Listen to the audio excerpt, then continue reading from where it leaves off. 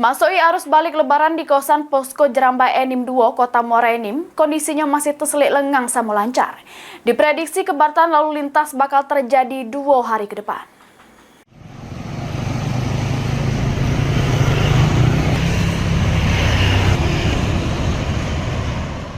Posko pelayanan arus mudik di Simpang Jerambah Enim 2, Kota Muara Enim, siap menghadapi arus balik mudik lebaran 1446 Hijriah.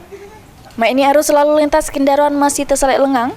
Posko pelayanan Jerambah Enim 2 siap melayani untuk para pemudik yang guna kendaraan pribadi. Supaya bisa istirahat, untuk pemudik yang butuh bantuan medis juga sudah disiap ke pelayanan kesehatan. Kepala Posko Pelayanan Jerambah Enim 2, Ibda Edifran, mengungkap ini arus balik dari arah Palembang Baturajo sama sebaliknya masih terselit sepi. Kendaraan masih terpantau lancar, namun petugas kesehatan sama fasilitas pelayanan sudah siap ngenjuk pelayanan ke pemudik yang nak istirahat di Posko Jerambah Enim 2. Diprediksi kepadatan lalu lintas kendaraan bakal terjadi pada hari ke-8 di hari terakhir libur lebaran.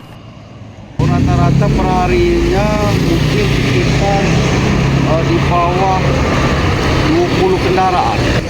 Kemungkinan H+4 Pak, mungkin di hari Sabtu atau Minggu. Untuk itu pihak kepolisian mengimbau ke pemudik yang memakai kendaraan pribadi sama angkutan umum untuk tetap mematuhi peraturan lalu lintas sama lebih utama ke keselamatan jero berkendara.